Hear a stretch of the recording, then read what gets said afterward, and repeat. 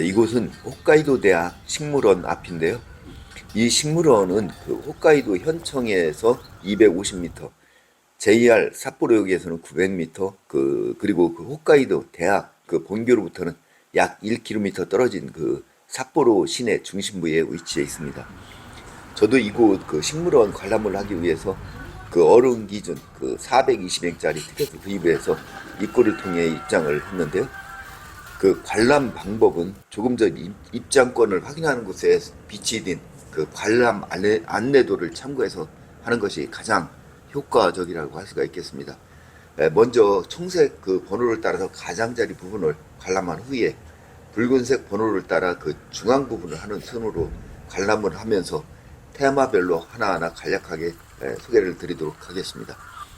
그리고 이제 먼저 그 청색 번호를 따라서 나무 그 숲길을 지나 그 제일 먼저 도착한 곳이 온실인데요. 공교롭게도 이 온실은 정비 관계로 인해서 폐쇄가 되어 있기 때문에 내부로 들어갈 수가 없었고요. 그 온실 입구에 전시된 그 일본 자생란하고 외국의 란을 이렇게 관람을 할 수가 있었습니다.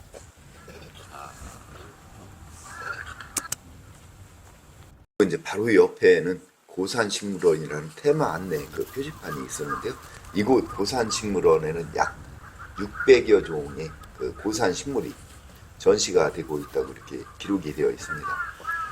그 습지와 돌로 형성된 이 길가를 중심으로 각종 야생화와 고산식물들이 자리를 지키고 있었는데요.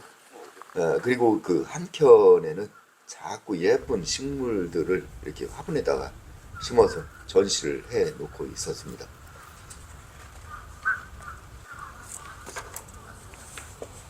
아주 작은 이 꽃들이 이렇게 작은 화분에 아담하게 이렇게 심겨져서 예쁘게 전시가 되고 있는 모습을 볼 수가 있습니다.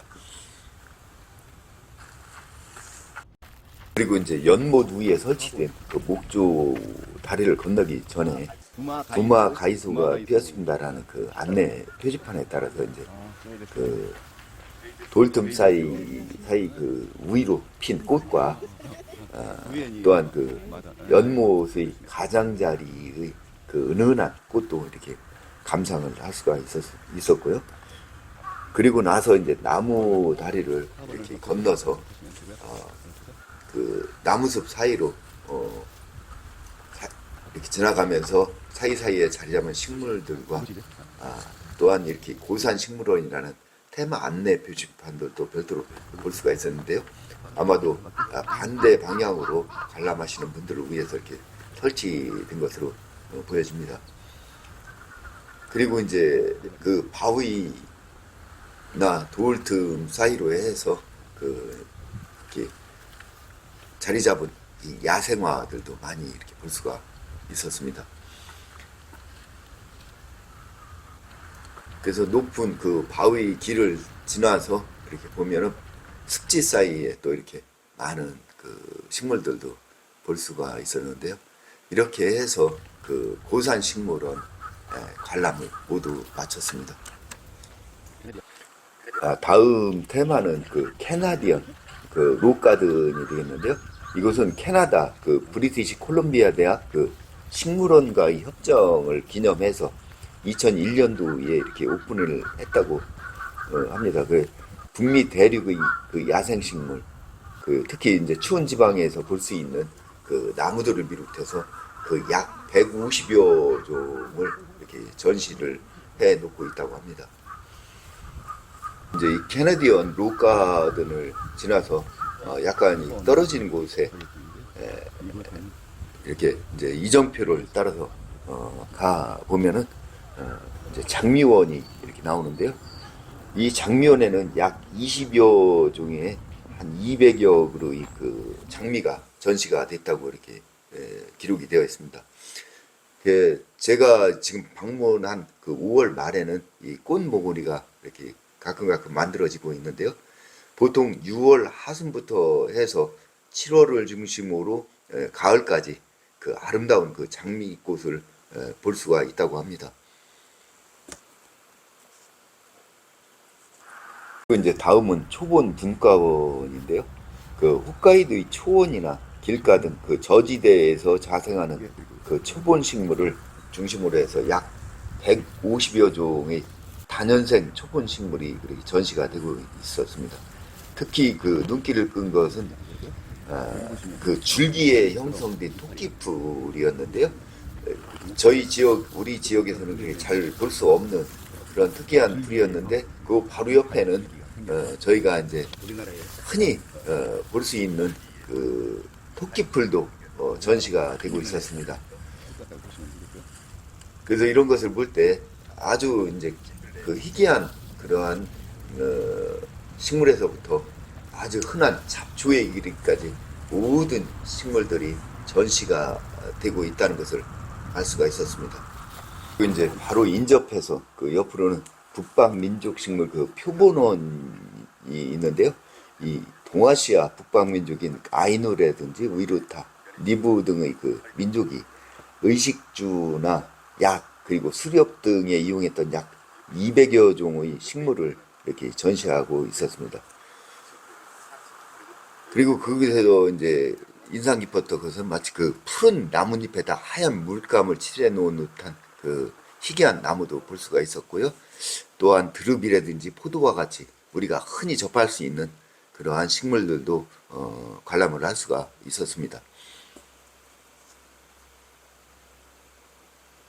북방 민족 식물 그 표본원을 관람한 후에는 그 이제 빼곡한 나무들 사이 그 숲길을 따라서 또 그 옆으로 길게 형성된 습지도 지나고 이렇게 해서 한참을 가다 보면은 도착하게 되는 곳이 바로 이제 라일락 그 가로수가 되겠습니다. 이 라일락 그 가로수에는 삿포로시의 그 꽃인 라일락 40여 그루가 이렇게 심겨져 있는데요. 매년 5월부터 6월 라일락을 볼 수 있다고 이렇게 합니다. 제가 지금 온 5월 말에도 이렇게 많은 그 꽃들이 이렇게 예쁘게 향기를 내면서 피어 있는 것을 볼 수가 있습니다. 그리고 이제 라일락 가로수의 끝부분에는 이렇게 하루 미래의 그 습이다 그래서 이렇게 해서 그 150에서 200년 된 그 나무들이 즐비하게 있는 요 곳을 상징해서 이렇게 하루 미래의 그 습이다 이렇게 해서 지정을 해 놓고 전시를 하고 있습니다. 그래서 이제 다음으로 가는 곳이 이제 관목원이라 그래갖고 그 나무들에서 이렇게 피는 꽃들을 여러 종류의 꽃들을 이렇게 관람을 하실 수가 있겠습니다. 처음 보는 꽃들, 그러니까 은은한 꽃들, 화려한 꽃들, 그래서 여러 가지 이렇게 꽃들을 볼 수가 있는 그런 곳이 되겠습니다. 그리고 이제 그 관목원 그 관람을 마치고서 그 이제 좀 한참을 나오다 보면은 미야베 킹고 기념관 그 앞에 이렇게 삿포로에서 가장 오래된 그 라일락을 볼 수가 있습니다.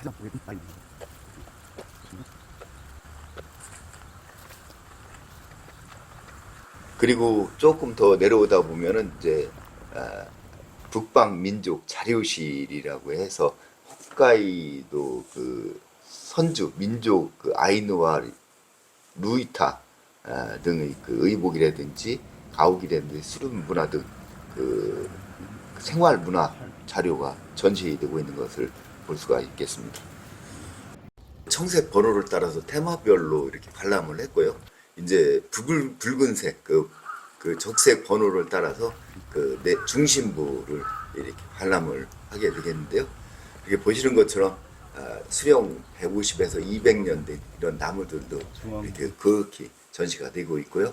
또한 그 이렇게 보면 목조 다리 주변으로 해서 습지가 이렇게 형성이 잘 되어 있습니다. 그래서 이 습지 사이로는 많은 이렇게 이제 뭐 조류라든지 이런 저기들이 살고 있는데요. 특히 지금 이렇게 보시는 것처럼 원앙들이 이렇게 한가로이 논이는 그런 모습도 보실 수가 있게 되겠습니다. 그리고 이 중심부를 이렇게 이제 관람하다가 제일 중요한 것이 뭐니 해도 이 박물관이 되겠습니다.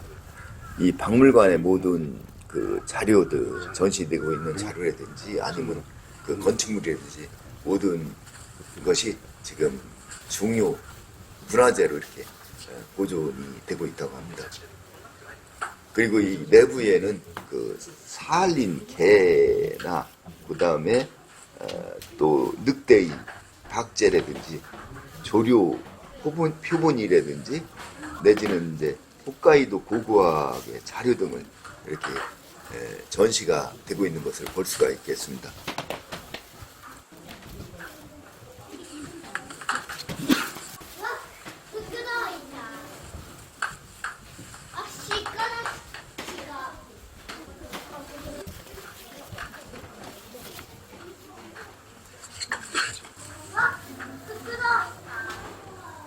이렇게 이제 이 박물관 관람을 마치고 이 밖으로 나와서 이렇게 이제 나무 사이길을 걷다가 보면은 그 침엽 수림이라고 이렇게 쓰여져 있는 테마 표지판이 보입니다. 그래서 여기서 이제 정문으로 해서 나오면 모든 그 관람 일정이 마무리가 되는데요. 이렇게 해서 2시간에 걸쳐서 제가 이제 관람을 하면서 테마별로 해서 간략간략 이렇게 소개를 해 드렸습니다. 지금까지 시청해 주셔서 대단히 감사합니다.